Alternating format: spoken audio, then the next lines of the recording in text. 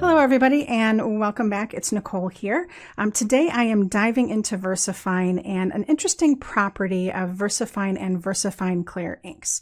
But first I wanted to share with you the difference between VersaFine and VersaFine Clear. So this question comes up a lot, and it was a question that we had a lot at Creativation.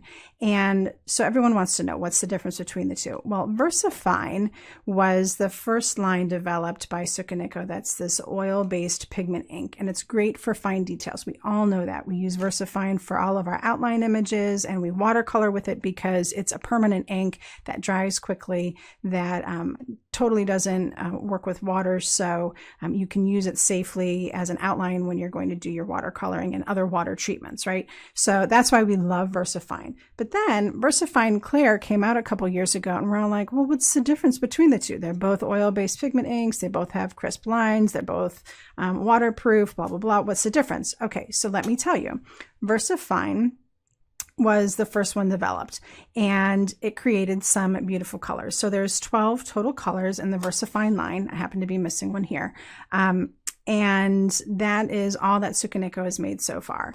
They reformulated the VersaFine ink to allow it to create more vibrant colors, like the green oasis and the verdant green and the yellows and the oranges. Just the brightness that you see in VersaFine Clear is only achievable because they tweaked the recipe for VersaFine. So think about it as a little bit of a refinement off of VersaFine, and it's what allows us to get all those really awesome colors that are offered in the Clear line. So that's really the only difference as far as we know. Of course, we don't know all the secrets from Sukunico, but I think that's enough to quell all the questions about what's the difference between the two. Is one better than the other? No. Onyx Black and the black in the VersaFine Clear line, Nocturne, they are both equally black. The only difference that you might enjoy is that the form factor of the VersaFine Clear, of course, is different. And I love these containers because the lids stay on, and it does help keep the ink nice and moist in here. So if you have a preference, of course, on blacks, which form factor you like better, of course, that might make a difference. But otherwise, it's just about the colors and the vibrancy. Okay, so that puts that to rest.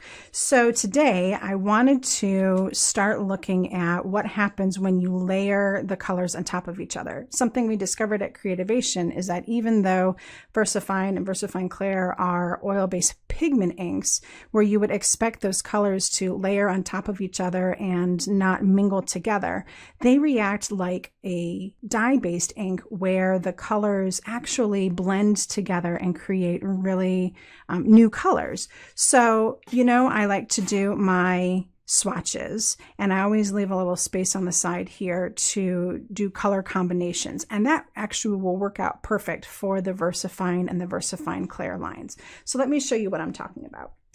So I've started working with the Waffle Flower color combos swatching set. So this is color combos for ink pads, so I can stamp in there, and then these are the little outlines. It does come with dies if you need it. So thank you to Waffle Flower for sending this to all of the Imagine Craft designers. We are really enjoying using these. Okay, so I started using those, and then what I've been doing is actually creating little spreadsheets here of all the different colors in the VersaFine line mixed with each other. So what you're seeing here is satin red, which is this bright color here, and it's done up on all of these swatches. And then I came back and I swatched each of these colors on top of satin red to see what would happen. So satin red with habanero on top, satin red with crimson on top, habanero or satin red with vintage sepia, with toffee, with well, Spanish moss is the one I don't have, so you can't count that one. Olympia green, and then smoky gray, imperial purple, majestic blue, and deep lagoon. So isn't that amazing how they react like a dye ink? So I've got satin red, but if I put deep lagoon on top of it, all of a sudden I'm getting a blue shade that I would totally not expect. Okay, so I've started doing that, and what I realized is that not only can I blend the VersaFines together, I can blend the VersaFines and the VersaFines Clears because it's the same formulation, right? So I've left space to keep working on those. So today I'm going to show you how I go through this process, and I hope you understand why you would do it, and I'll show a few examples at the end. Okay, so basically I'm doing this in a very methodical way. The first thing that I do is I take the stamps from the waffle flower set. I'm using the quads here, and then this one that has the double with the 2 on the other side, because just because of the way that my spreadsheet works out, it works out best that way. So I stamp a whole bunch of them, and basically, so I have for the Olympia color, this is Olympia, Smoky Gray, Imperial Purple, Majestic Blue, and then Deep Lagoon I'll do over here. So I do 1, and then I'm doing 3. This is an extra here just in case I mess up, but hopefully I don't. All right. So I noticed a little bit of a methodical way to do this that seems to work best. So I start by taking the base color for the entire row, or column as it were, and inking them up. So go ahead and get these all inky. All right, and I am doing 2 layers. If I had maybe just a little bit more ink on my pads, they would ink solid the first time. But you know, with a solid stamp, sometimes you just want to ink twice anyway, because then you're going to get a beautiful solid color, right? Okay, so I go through and I'm inking all of these up. Okay, so I will finish this row up, and when I come back, I'll show you how I'm doing the colors. All right, so now that I have all of my colors done up, I've cut them into strips, and I already had a little whoops over here, so I only have 3, but that's all I need. So what I'm going to do is take the first color, and I'm keeping them in order the whole time, and I think that's kind of important, so that way you don't have to worry about remembering like what color is what. They're always going to go in the same place. So this is the satin red, and I'm just going to stamp it up here in the top corner.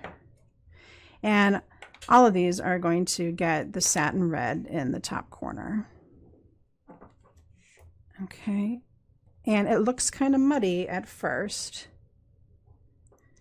but what you will see is that over time it's going to blend in and dry, and you're going to start seeing some really amazing colors emerge.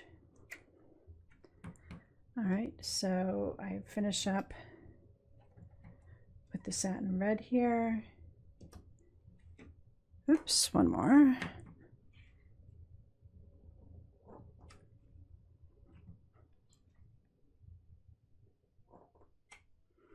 And that's it for satin red. So I'll clean off my pad here, and then I'll move on to Habanero, and that's going to go in the next block right here. All right, and I am double stamping these because the color underneath is double stamped, so I want to make sure that I have like equal amounts of pigment for each, just to make it even all the way around. Move that out of the way.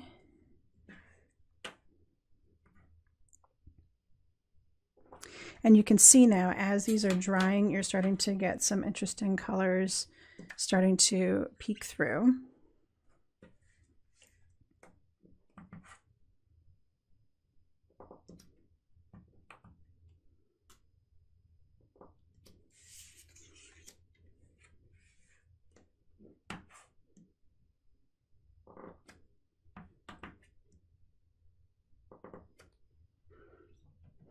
All right, so that is it for Habanero. And then I will move on to each one in succession, trying to keep them all in order. So then the next one will be Crimson Red, Vintage Sepia, Toffee, and then I start to get into Olympia Green. Now Olympia, I already have that one right here, so I'm going to skip it and go into Smoky Gray. So you'll see that happen, and I will speed this up so you can see the whole process, but then I'll stop when I get here so that way you can see that all come out together.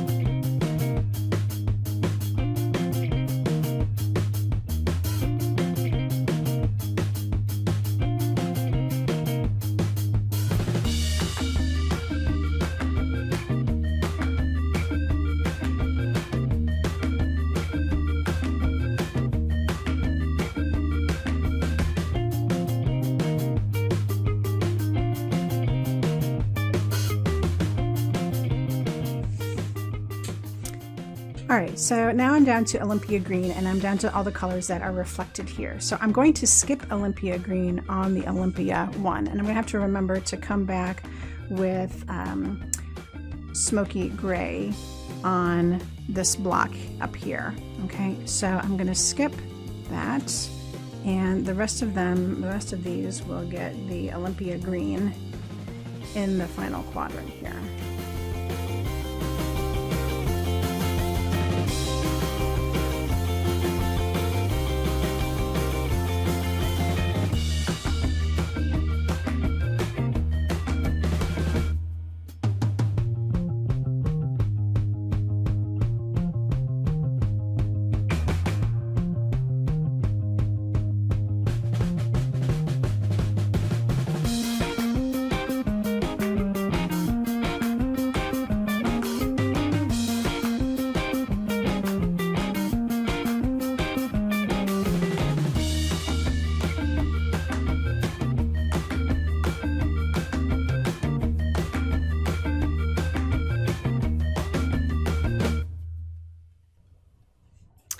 Alright, so I have all of my stamping done, and I've gone ahead and cut out each of the squares down to their final size, and I put little numbers in there, 1, 2, 3, 4, and that matches the template that I have set up. Now I'm going to be punching holes on the side here, and it's going to be going into a one of those disc binders.